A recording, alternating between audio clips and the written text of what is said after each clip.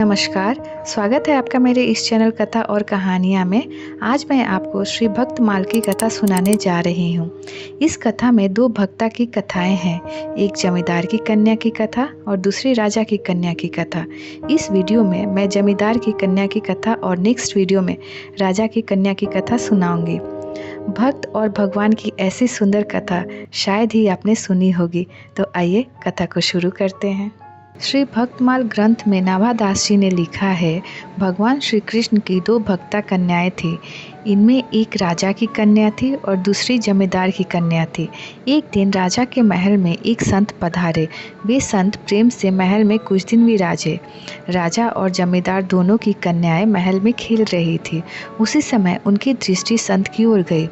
उस समय संत भगवान अपने शालिग्राम जी की सेवा में मग्न थे।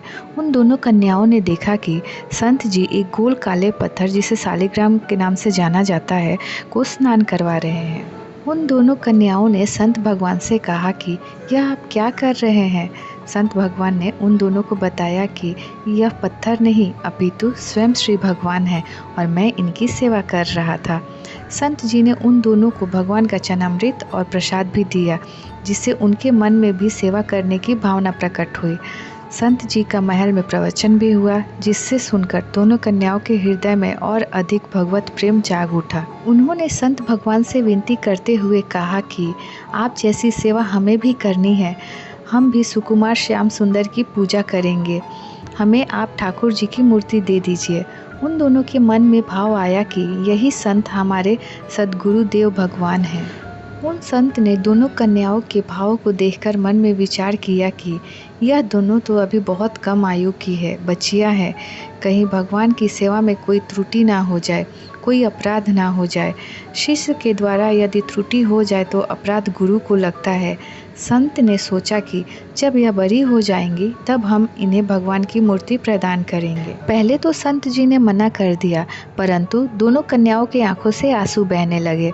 संत ने देखा कि यह भगवान के लिए रो रही हैं। भले ही यह अनभिज्ञ हैं, छोटी हैं, परंतु अवश्य यह दोनों पूर्व जन्म की कोई महान भक्ता है। संत जी ने विचार किया कि बचपन से ही दोनों को भगवान की सेवा का अभ्यास भी करना है और अपराध से भी बचना है। अतः उन्होंने बीच वाला रास्ता अपनाया। दोपहर के समय जब संत भगवान शौच आदि क्रियाएं करने नदी किनारे गए थे, वहीं नदी के तट से उन्होंने दो काले पत्थर उठाकर साथ लेकर आए। संत जी ने वह साधारण काले पत्थर दोनों कन्याओं को प्रदान किए और कहा कि जैसा सेवा हम करते हैं, ठीक उसी तरह नित्य तुम लोग भी इनकी सेवा करना। जब कन्याओं ने कहा कि इनका नाम क्या है, तब संत ने कहा, तुम्हारे इन भगवान का नाम है सिलपिल्ले जी। गुरुदेव के आज्ञा अनुसार दोनों प्रेम से सेवा करने लगी। सेवा करते करते उनके हृदय में बड़ा भारी अनुराग बढ़ गया। कभी वह कीर्तन करती तो कभी नृत्य करती। दोनों आनंद में मग्न रहने लगी। संत ने तो केवल साधारण पत्थर प्रदान किए थे, न कोई शालिग्राम था, न भगवान का श्री विग्रह था, परंतु गुरुदेव के वचनों में ऐसा दृढ़ विश्वास था कि इनकी सेवा सिद्ध होने लगी।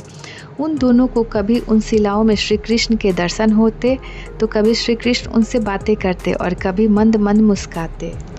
भगवान तो भावग्राही हैं। जो कोई शुद्ध सरल भाव से उनकी सेवा करे, उन पर प्रभु रिझ जाते हैं। इस तरह नाम जप करती, संत वाणी का गायन करती, कीर्तन नृत्य करती और सारा समय सिलपिल्ले ठाकुर की सेवा में मग्न रहती।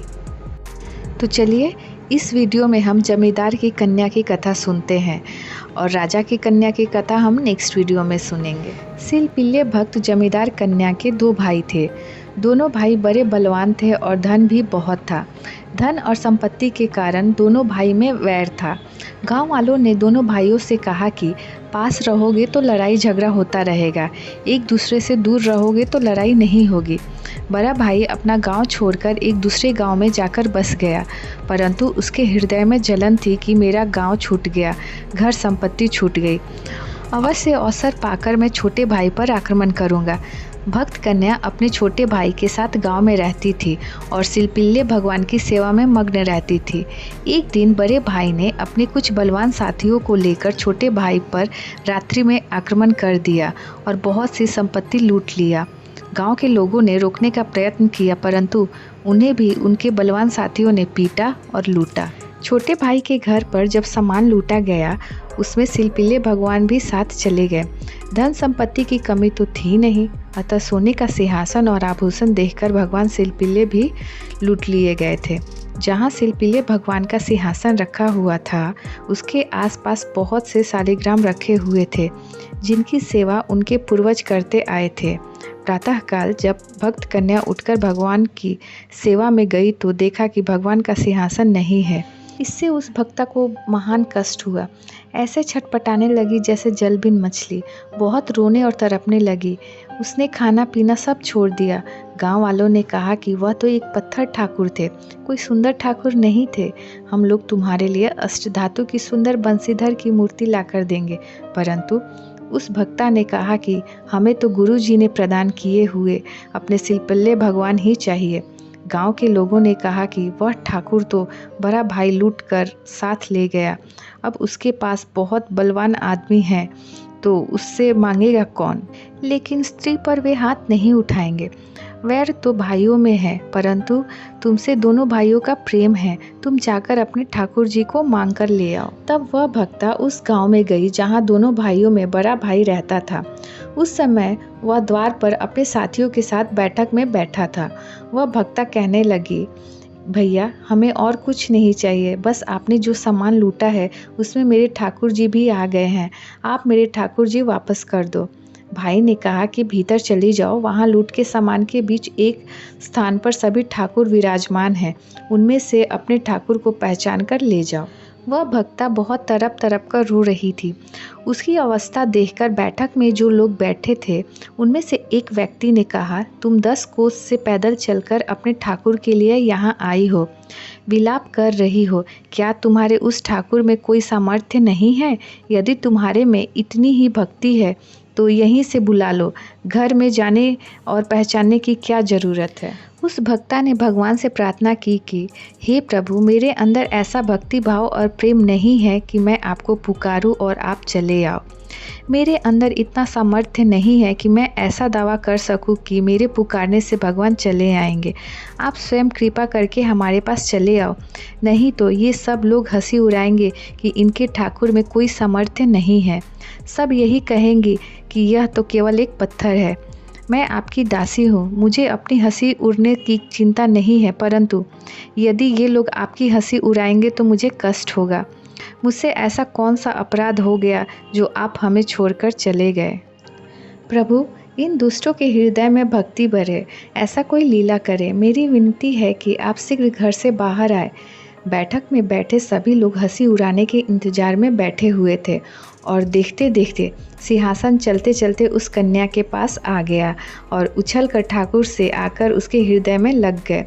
जैसे ही यह लीला उसके भाई और उसके साथियों ने देखी, उसी क्षण सब लोग उस भक्ता के चरणों में पड़ गए। उन्होंने क्षमा याचना की और कहा कि हम आपकी इस भक्ति भाव को नहीं पहचान सके।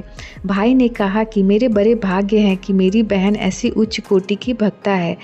आज मेरा घर पवित्र हो गया और इनके दर्शन भी हो गए। इस घटना के बाद उस भक्ता कन्या ने सबको सदुपदेश दिए और वे सभी दुष्ट भगवान और संतों की सेवा में लग गए। छोटे भाई को जब इस लीला के बारे में पता चला तो वह भी भगवान और संत सेवा में लग गया। दोनों भाइयों में वैर समाप्त हो गया और समस्त परिवार सेवा में लग गया। तो ये थी जमींदार की कन्या की कथा। नेक्स्ट वीडियो में हम राजा की कन्या की कथा के बारे में सुनेंगे। उम्मीद करती हूँ कि आपको यह वीडियो पसंद आए और आप इसे अपने फैमिली फ्रेंड्स के साथ शेयर करें। और अगर आप मेरे चैनल कथा कहानी पे नए हैं तो प्लीज़ इसे सब्सक्राइब करें। तो चलिए फिर मिलते हैं बहुत जल्द नए वीडियो के साथ। तब तक जय श्री कृष्णा।